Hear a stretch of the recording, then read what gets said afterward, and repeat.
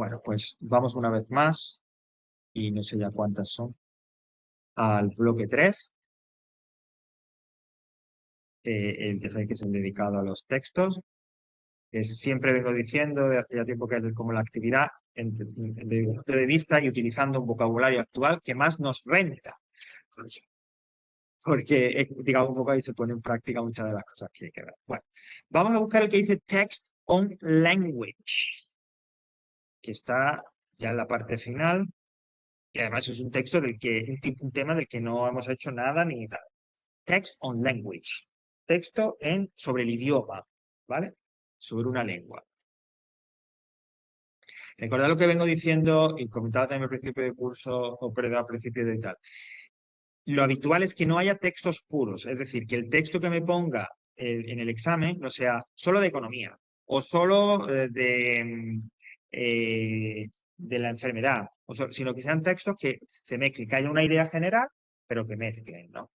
En los últimos años, lo que estamos viendo es que los textos eh, no responden a un tema concreto, sino a esa nebulosa y general de cultura y sociedad, que solo nos podemos acercar o abarcar a través un poco de lo que hacemos aquí, etcétera, ¿no? Pues hubo uno sobre la reina y tal, del año pasado que fue sobre monumentos o tal, ¿no?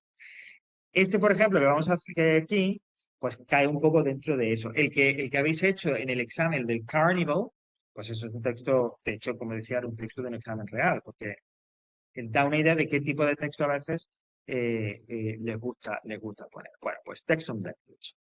Y ese es de ese tipo en el que nos dan un texto y tal, más largo, en este caso, de lo que nos podrían poner en el examen.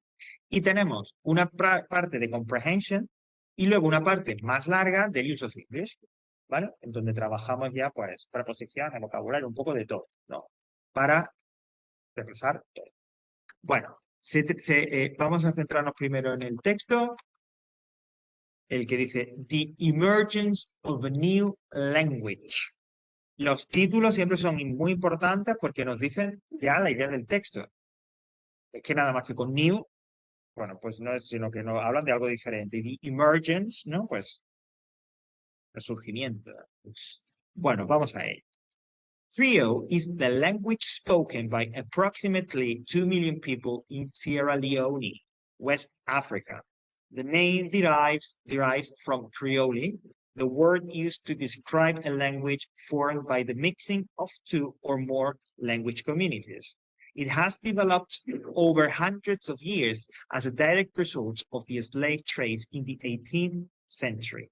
The need for a common language for West Africans originally came about as the captured tribes people were taken to the coast to board the slave ships bound for America and the West Indies. The pidgin they initially created was subsequently altered by the contact with a number of European languages, notably English, French, and Portuguese, on the long sea voyage. The latter two languages diminished in influence as the majority of slaves were put to work on plantations owned by the British or Americans. Consequently, English became the greatest influence and the unifying factor in the pidgins being spoken at that time. The next... that's right, de viene lo de influencer, efectivamente. The next stage in the development of Creole came in the early 19th century with the abolition of the slave trade. This meant that Britain returned a large number of slaves from the West Indies to Sierra Leone. Naturally, they took their language back with them, where it became accepted as a lingua franca. Its final influence was that of Yoruba, the predominant indigenous language. The current position of Creole is that of a flourishing language. Whereas many African governments have discouraged the use of Creole, the government of Sierra Leone has always encouraged the acceptance of Creole as an official, albeit only oral, language in the country. ¿Vale? Bueno, no es el más divertido ni el más claro de los textos, pero, joder, a veces nos tocan esto. Pues, bueno, pues también hay que enfrentarse a ellos, ¿no? Bueno, comprehension. Ya sabéis que en este tipo de textos tenemos un primer ejercicio con 2 preguntas, de la manera tradicional. el texto dice, use your own words. Bueno, en este caso las preguntas están preparadas para que de alguna manera tengas que hacer algún cambio. Es decir, que de repente, tal y como se formula la pregunta, tú vas a buscar la respuesta en el texto y alguna modificación tienes que hacer para adaptarla a la pregunta. Que no se puede hacer copia. No. En este concretamente, en el examen oficial sí. Y de hecho, en el que habéis hecho, pues prácticamente se podían tomar el texto y tal. Bueno, pero aquí lo hacen así. Y la segunda pregunta es la de verdadero y falso, y hay que justificar con frases del texto por qué son verdaderas, por qué son falsas, ¿no? ¿Eh?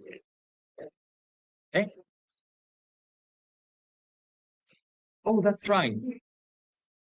Sí, sí, that's right. Bueno, no. Ok.